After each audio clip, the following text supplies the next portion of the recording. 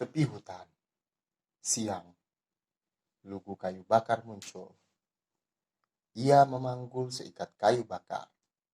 Kemudian dia istirahat di bawah pohon besar yang lumayan rindang. Keringat bercucuran di sekujur tubuhnya. Dia haus, lapar, dan capek. Waktu itu musim kemarau panjang. Udara sangat panas. Aduh, panasnya hari ini. Gak sanggup aku kalau kerja begini. Mana matahari mau terbenam. Aku baru mendapatkan satu ikat kayu bakar.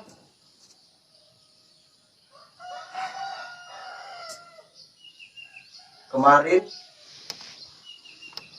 di jam segini aku bisa mendapatkan 3-4 ikat kayu bakar. Tapi sekarang aku nggak sanggup. Atau mungkin karena cuacanya ya.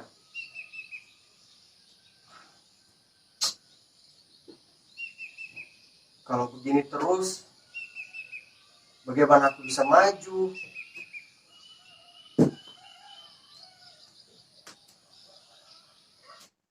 Dengan hanya menjual satu ikat kayu bakar,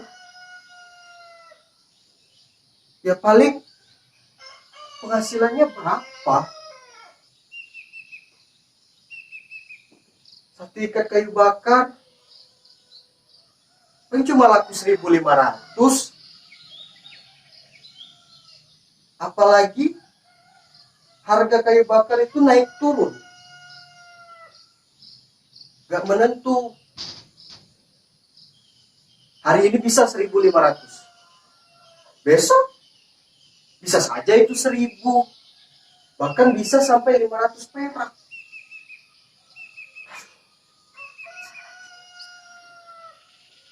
Gimana nih? 1.500 aku bawa pulang, gak makan anak istriku. Aduh, zaman sekarang sudah berubah. Sampai nilai-nilai pun juga berubah. Ya, mau bilang apa lagi kan?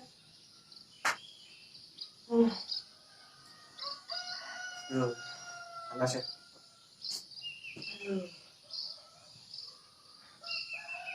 Terkadang aku memikirkan untuk berhenti dari menjual kayu bakar ini.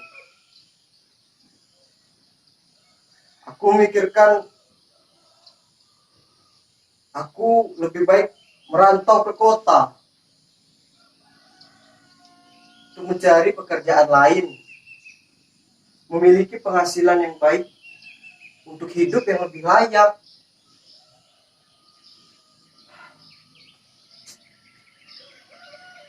Tapi kakekku dan turun-temurunnya itu tidak terlepas dari penjual kayu bakar. Aduh. Bagaimana aku bisa lepas dari itu? Aku memikirkan turunanku. Bahkan sampai-sampai orang di kampungku ini mengenal dan menghormati kakekku itu dengan memberi embel-embel kayu bakar di nama belakang kakekku.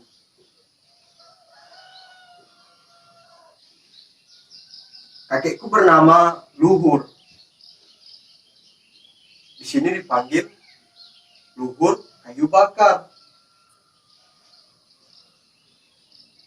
Bahkan ayahku bernama Lono, dipanggil Lono kayu bakar.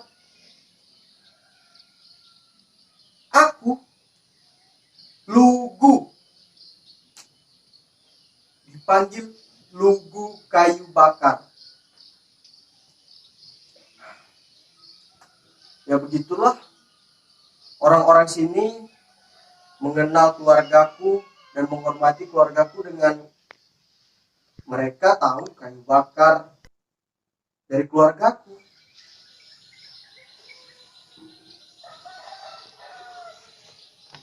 Sampai-sampai anak sulungku berkata, "Ayah, tidak perlu dibanggakan nama belakang kayu bakar itu.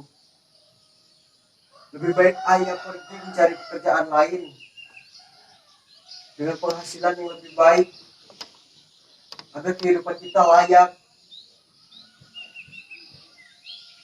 Aku memikirkan kata-kata dari anakku.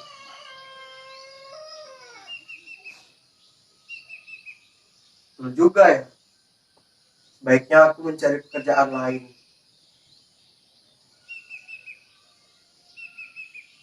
Tapi tidak semudah itu mencari pekerjaan lain. Mencari pekerjaan di luar sana, apalagi di kota.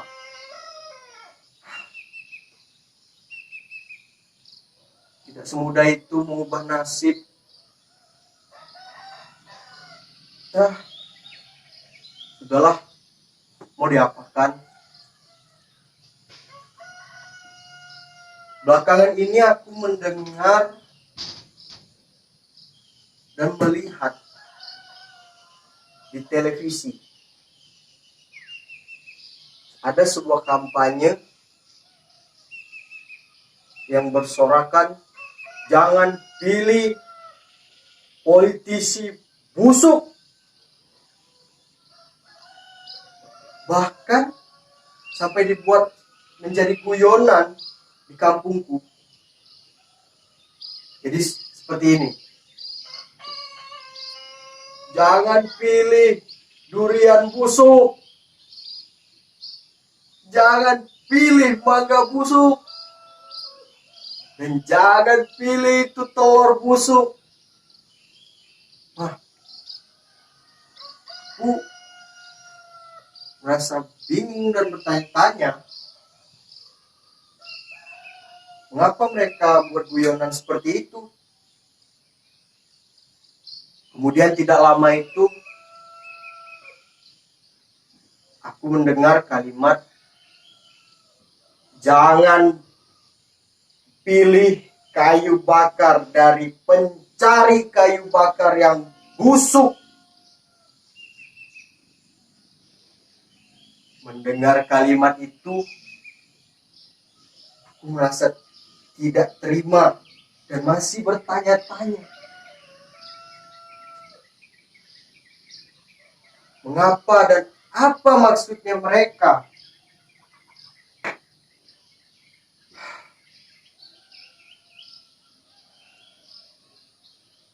Jika kayu bakar busuk,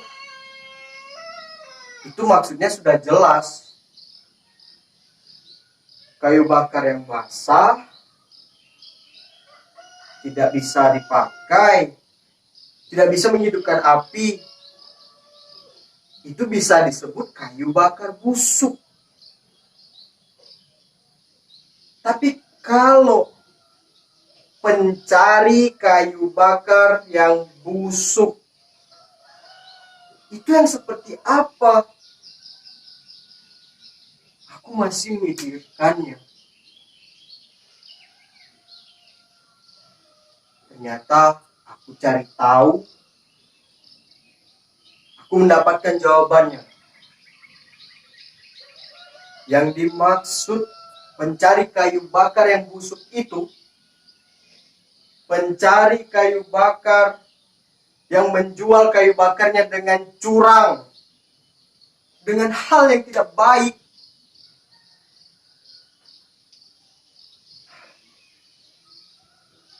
Aku melihat temanku menjual kayu bakar dengan curang. Mereka menggabungkan kayu bakar yang basah dengan kayu bakar yang kering. kayu bakar yang basah itu ditumpuk dan ditaruh di bawah kayu bakar kering. Ternyata aku mengerti maksud dari pencari kayu bakar busuk itu.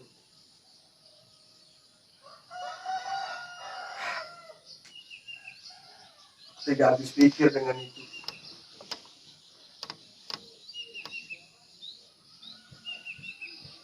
Dan keesokan harinya aku bertemu dengan mereka. Aku memberikan nasihat kepada mereka. Kawan-kawanku, sudahlah. Jangan lagi kalian bertindak curang. Jangan lagi kalian menggabungkan kayu bakar yang sudah basah dengan kayu bakar yang sudah kering. Jelas kalian tahu kayu bakar yang basah itu tidak bisa dipakai. Mengapa kalian melakukan itu? Mereka menjawab,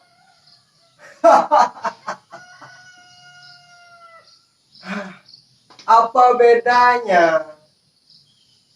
Mereka kan minta kayu bakar. Kita menjual kayu bakar kan? Apa bedanya, Lugung? Jelas itu beda. Kalian itu sudah membohongi mereka, para pembeli kayu bakar. Mereka pun menjawab dengan tertawa yang lebih keras.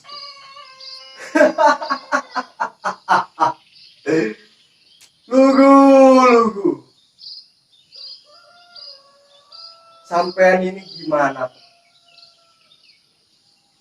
Nenek dan kakek buyutmu itu dulu menjual kayu bakar dengan jujur, dengan baik. Apakah mereka kaya dengan mereka menjual kayu bakar seperti itu? Aku menjawab, memang kami tidak kaya dengan begitu. Tapi kami jual secara halal. Kami jual sesuai dengan yang pertama itu. Mereka bisa menghormati kami karena kami menjual dengan hal yang baik, dengan jujur. Yang kedua, kami menjual dengan standar. Kami memiliki kayu yang bagus, pilihan, tidak membuat kecewa pelanggan. Mereka pun menjawab tadi dengan tertawa yang lebih keras.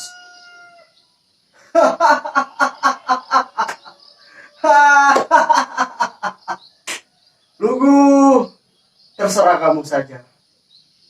Terserah kamu menganggapnya bagaimana. Di sini aku hanya bisa diam. Aku telah memperingatkan mereka. Aku telah menasihati mereka. Tapi mereka merespon dengan tertawa mereka yang tidak jelas. Aku menasihati mereka ibaratkan melempar garam ke lautan. Asin, tidak ada gunanya. Aku hanya bisa berdoa agar teman-temanku bekerja dengan cara yang baik, dengan cara yang halal, jujur.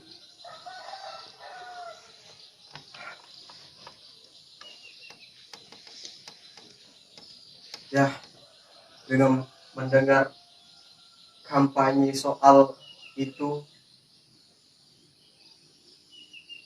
istriku yang di rumah tadinya itu interaksi denganku itu lancar, kini istriku itu seperti mengisyaratkan sesuatu.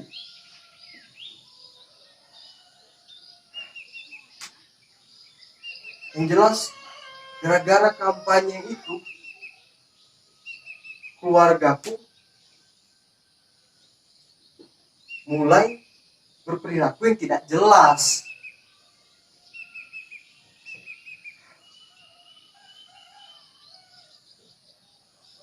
Dan keesokan harinya, aku melihat beberapa teman-temanku yang sudah beralih pekerjaan, yang sudah tidak lagi mencari kayu bakar. Beberapa ada yang merantau ke kota, mencari penghasilan yang lebih baik, mencari pekerjaan lain selain mencari kayu bakar. Beberapa ada juga yang bekerja di pabrik penebangan pohon dan hutan yang ada di kampungku.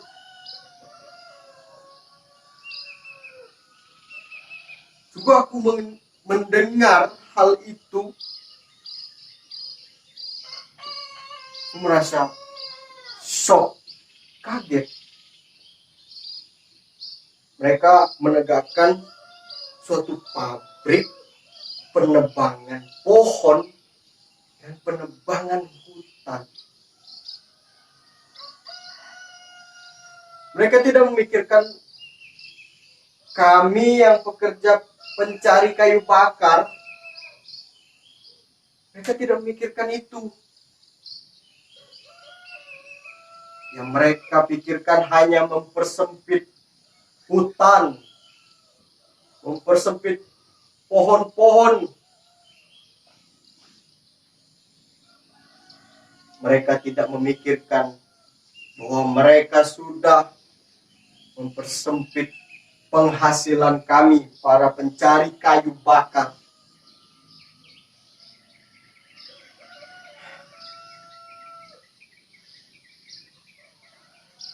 Dengan melihat hal gini,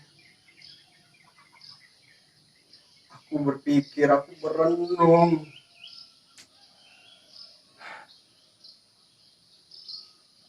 Apa yang harus aku lakukan? Aku diiringi dengan kebingungan.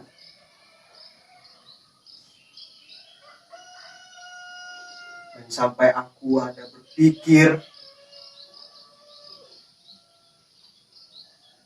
jika aku bertahan menjadi seorang penjual kayu bakar, dengan kondisi yang sekarang ini, ada pabrik penebangan pohon dan penebangan hutan, bisa-bisa aku nanti menjadi teman-temanku itu yang dulu, yang menjual kayu bakar dengan curang, dengan hal yang tidak baik, tidak jujur, mencampurkan kayu bakar basah dengan yang kering.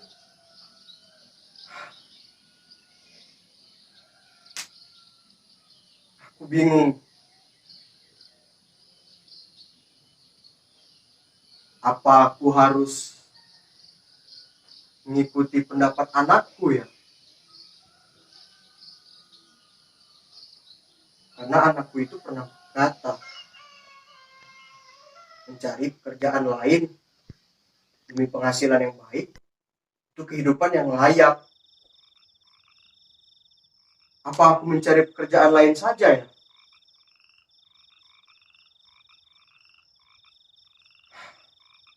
Atau aku merantau ke kota, cari pekerjaan apa saja yang mungkin bisa dikerjakan, selagi itu halal. Tapi jika aku berhenti dari profesi penjual kayu bakar, leluhurku di sana pasti bangkit dari kubur. mereka pasti marah. Mereka pasti kecewa denganku. Kehormatan yang mereka tegakkan dari dulu. Orang-orang menghormati keluargaku karena kayu bakar.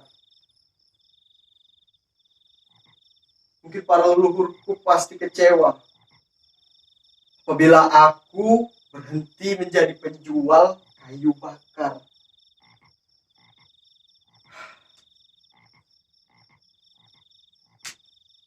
Ya, mungkin begitu ya. Zaman makin berkembang, nilai-nilai sudah pada berubah, yang mana tidak ada orang yang baik dan jujur, tapi ada orang yang bisa berperan menjadi orang baik dan berperan menjadi orang yang jujur.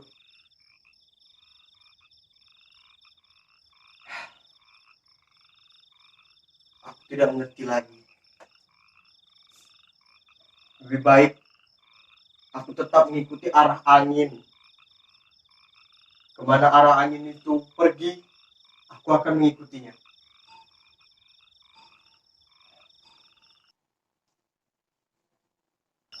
Oh iya, dari tadi aku kebanyakan ngomong sampai gak kerasa ya. Hari udah gelap. Aduh, aku harus pulang ini. Baiknya aku pulang. Karena sudah larut ini. Oh iya, sebentar. Aku mau tanya. Apakah di sini ada orang yang baik dan jujur? Apakah ada? Hah? Oh, ternyata tidak ada. Ternyata kalian semua orang yang jujur. Assalamualaikum.